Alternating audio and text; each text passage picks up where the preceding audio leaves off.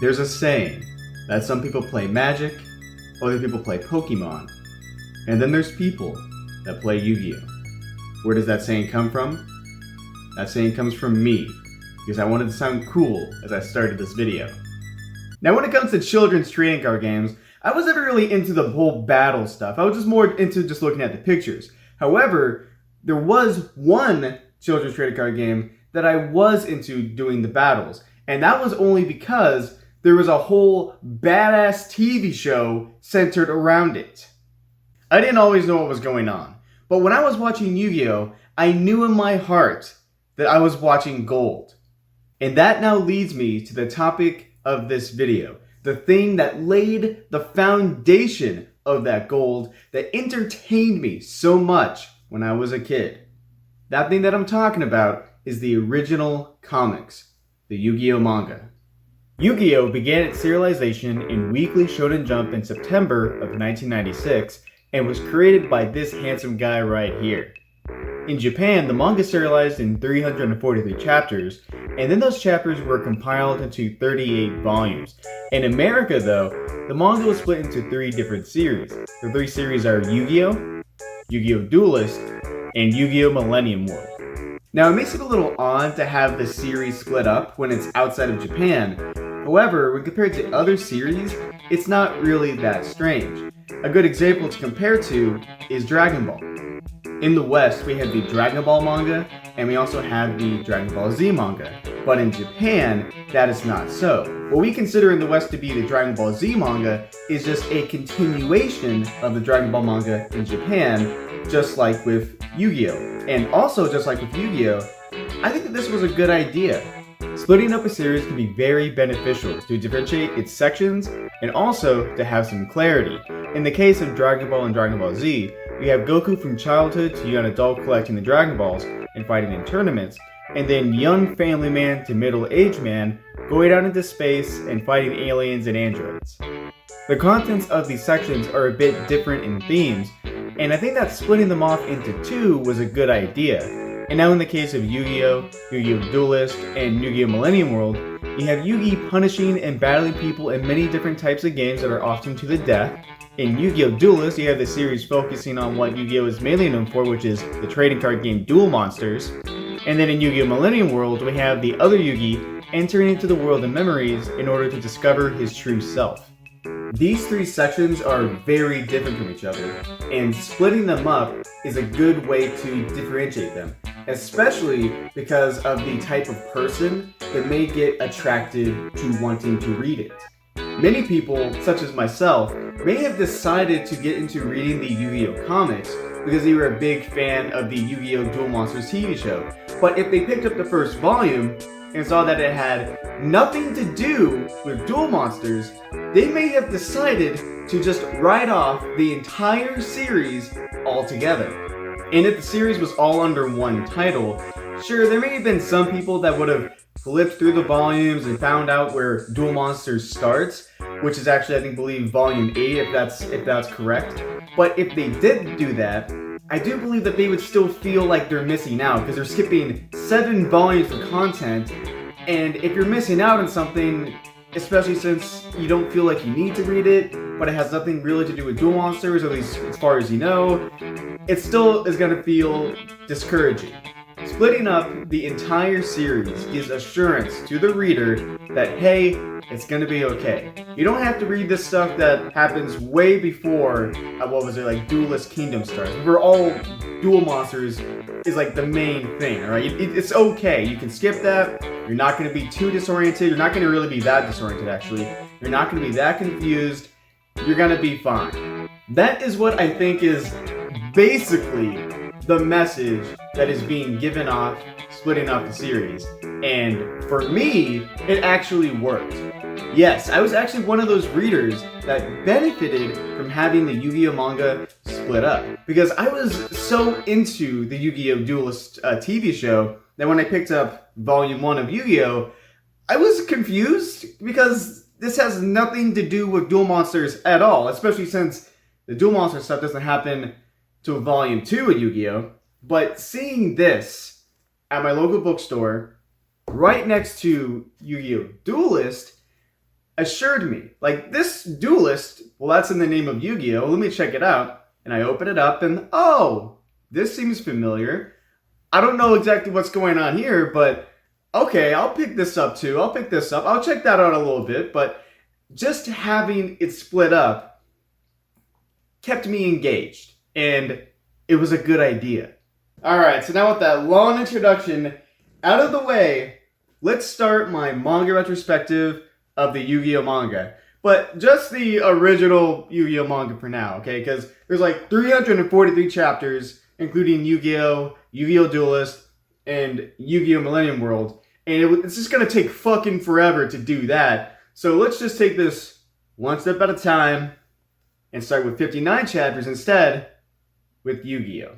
So, the world of Yu-Gi-Oh! Is wacky and dangerous.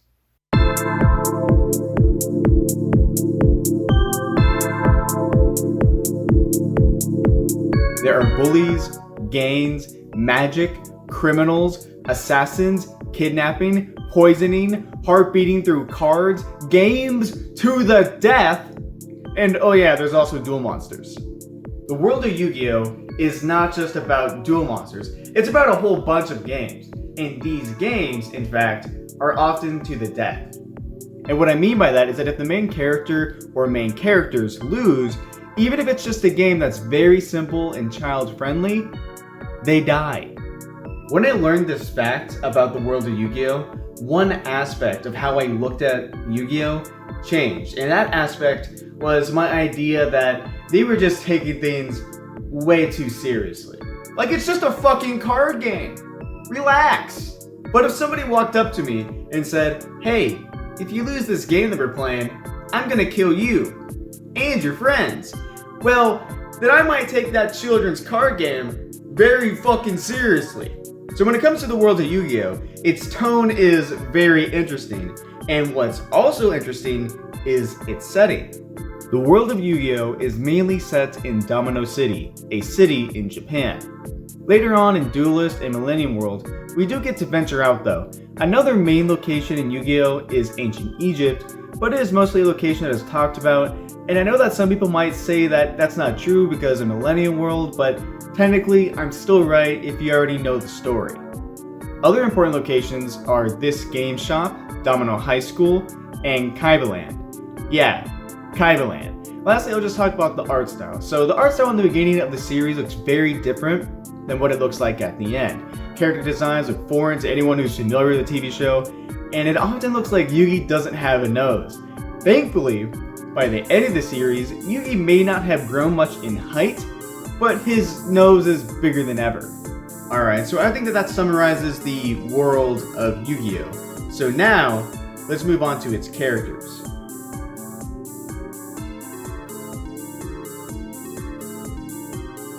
So the main character of Yu-Gi-Oh! Is Yugi. And also Yugi. Yeah, I am being a bit facetious, but I'll explain. So the main character of the story is this kid named Yugi Muto. You may not look it because of his small stature, but he is a student in Domino High School. Yugi lives with his grandfather in his grandfather's game shop, and this environment allows him to become very knowledgeable about games and puzzles, including this puzzle called the Millennium Puzzle. The Millennium Puzzle, according to Yugi's grandfather, has a dark past, and it is beyond human understanding. The person that does solve the puzzle, though, will be granted powers and knowledge of darkness, and when Yugi does solve the puzzle, he gets that. After solving the Millennium Puzzle, another personality inhabiting Yugi's body appears, and this one is intelligent and deadly. He usually solves whatever challenge is in the way by playing a game with his opponent, and when he wins, he unleashes some terrifying punishments. So Yugi is much more childlike and kind, while other Yugi is much more adult-like and sharp. And also, at the beginning of the series, for some reason, other Yugi is much more sinister, but as time passes, he does mellow out and become the mature protagonist that we do know him to be. It still feels weird to see other Yugi like an anti-hero rather than his almost stoic self, but I also feel like seeing that transition is very interesting. Alright, so now look at the next character, that character being Jonuchi. or simply Joey. So what makes Joey so interesting is that he is a very flawed character, but he has a good heart. He's hot-headed, he was part of a gang, and when we're first introduced to him, he's more of a bully than Yugi's friend. So at the beginning of the series, Joey really isn't a good guy, but that's not because he doesn't want to be. The reason why Joey acts out delinquency is because it was how he was molded and how he learned to survive. When he was 10 years old, his parents divorced and he was left to be raised with his father. His father suffered from alcoholism and a gambling addiction. And based on the fact that he threw a bottle at a door when he assumed his son had returned, the relationship between this father and son probably isn't well. So because of the absence of his mother and also the state of his relationship with his father, I think that the reason why Joey joined a gang was to find some sense of camaraderie and appreciation and purpose in his life. However, before the story begins, he does leave that gang, and I think that this represents the struggle that is happening within him. He wants to be a good guy. He wants to be able to allow himself to care about other people. But from his experiences, people haven't been so kind to him. That is why I think that Joey acts the way he does at the beginning of the story. That's also why I think that he leaves his gang, and that's also why I think that Joey bullies Yugi in the very beginning. He has all these differing emotions going on within him, and he wants to be a good guy, but he also feels like he can't. And when it comes to Yugi with his kind and gentle nature, I think he's attracted to that, but he also resents it because he feels that deep down that he can't allow himself to be like that. So Nucci is a fucking interesting character, and if you were to compare him to characters from other media, you could say that he's basically Han Solo, although Honda is the one that's the gunslinger in this story. Alright, so now let's move on to Honda. So Honda is kind of just here. I mean, there's a reason why he's made fun of so much in the Yu-Gi-Oh! Abridged series. He doesn't really offer that much to the story. I mean, let's start with the character archetypes. Yugi represents the hopeful hero aiming to be a good man. Other Yugi represents the stoic hero aiming for justice. Joey represents the flawed hero that aims to do good despite his many failings and flaws. And Honda represents no hero archetype that I can think of.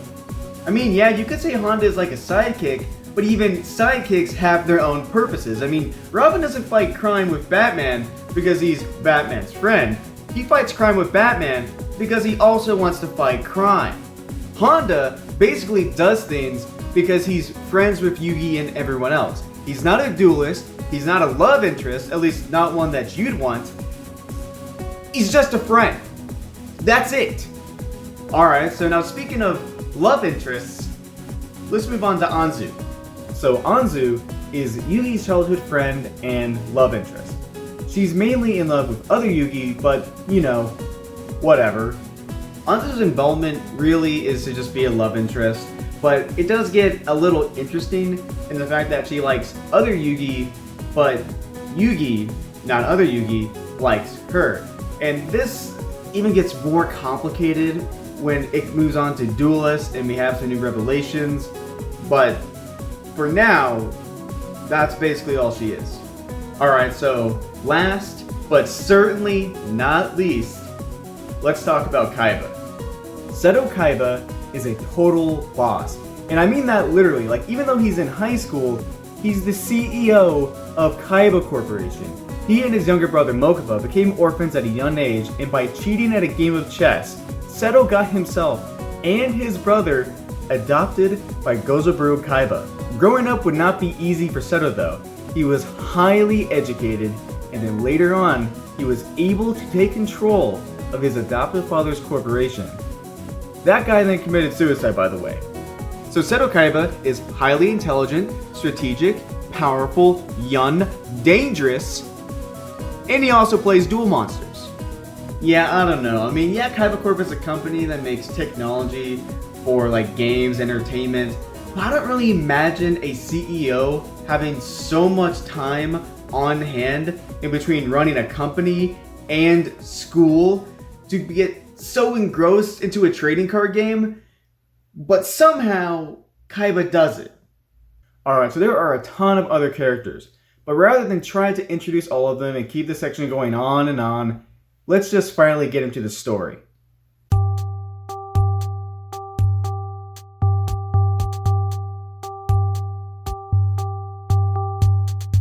So the story begins with our boy Yugi in school. So Yugi is pretty much a loner and he reclines to playing games by himself.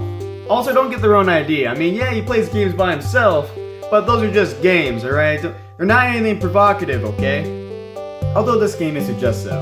Anyway, Yugi takes out his puzzle that he hasn't been able to figure out yet, and that's when Janucci and Honda show up. They act like this weird kind of friends, but also kind of bullies the way they are, and Anzu gets Yugi back his puzzle, and while Joey and Honda are walking down a hallway, they bump into this super hall monitor guy. So this hall monitor guy is actually the bad guy of the first chapter. Yeah, Joey and Honda, who are basically bullying Yugi, not bad guys. But school hall monitor? Yeah. So what happens is that this guy wants to take advantage of Yugi. He beats up Joey and Honda and then tells Yugi to give him 200,000 yen for being his bodyguard. Yugi actually doesn't want these two to be beaten up, and to a surprise for Joey, Yugi stands up for them and gets beaten up too. So you may be asking, why does Yugi do this? Why does he stand up for these people that have been bullying him? Well, the reason why is because Yugi sees them as his friends, or the closest thing that he has to male friends. Besides Anzu, and this guy who I guess Yugi has friend zoned so hard that he's out of his friend zone, Yugi doesn't really have that many friends. That is actually the reason why Yugi is trying to solve the Millennium Puzzle, by the way. Yugi actually puts his time and effort into solving the puzzle because he believes that if he solves it, he may get his wish granted. His wish for friends that he can count on, and friends that can count on him. He believed in this endeavor so much that he kept at it for 8 years. Unfortunately though, Yugi probably should have been paying more attention to what his grandfather was saying about the Millennium Puzzle. Yugi's grandfather explained to Anzu that if the interpretation of the hieroglyphs are accurate, the person who solves the Millennium Puzzle will gain the powers and knowledge of darkness. Yugi somehow interprets this as he'll get an opportunity to make a wish. I don't really see the logic here, but no story is perfect. So after much time, effort, and the return of a piece stolen by Joey, Yugi finally solves the Millennium Puzzle. And you want to know what happens?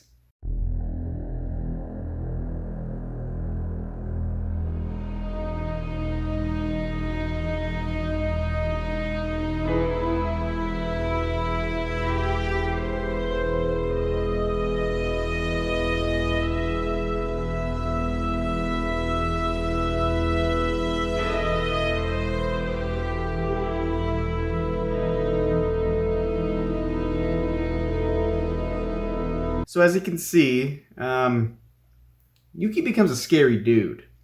Especially since in some shots, it doesn't look like he has a nose. Anyway, he has the hall monitor guy to play a game with him in coordination with his vice, greed. The hall monitor guy isn't able to play by the rules though, so Yugi puts this guy into a hallucination. After this, Yugi and Joey have a bro moment, truly making them friends, and then the first chapter ends. Truthfully, I think that the first chapter of Yu-Gi-Oh! Is pretty good. It's got some good action, it's got a likable main character, and it's got some interesting things going on. The first chapter really sets off the tone that the story is going to have, and by the time that we really get into some of the really crazy shit going on, it isn't too far of a leap from the beginning tone that it seems outrageous. Alright, so after this awesome first chapter, the next few chapters are really just kind of like one-shot side stories that don't really impact the story that much. In chapter 2, we have this corrupt television director that uses Yugi as his subject on his story about bullying. In chapter 3, we have this bully that intimidates our boy here into selling tickets for his vocal show. In chapter 4, we have a criminal breaking out of prison and taking Anzu as his hostage so he can get food, alcohol, and cigarettes at this restaurant called Burger World.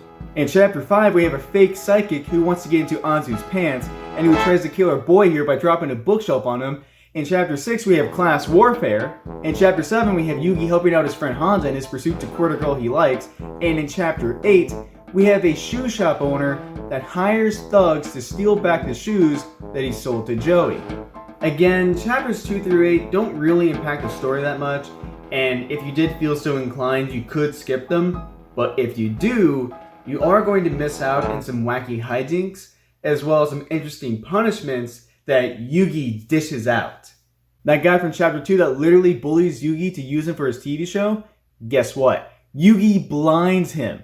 The bully from chapter 3 who intimidates Yugi into selling tickets for his vocal show, well guess what? Yugi makes that guy's heart sound super loud for his ears. That criminal from chapter 4 that holds up Burger World, well, Yugi burns him alive. The psychic from chapter 5, well, Yugi plays a game with him that literally ends with the result of the psychic being drugged with chloroform. The bully from chapter 6 that started class warfare, blown up. Honda's pursued and courting the girl in chapter 7, well, he gets rejected, but Yugi does expose this teacher for the ugly person that she is.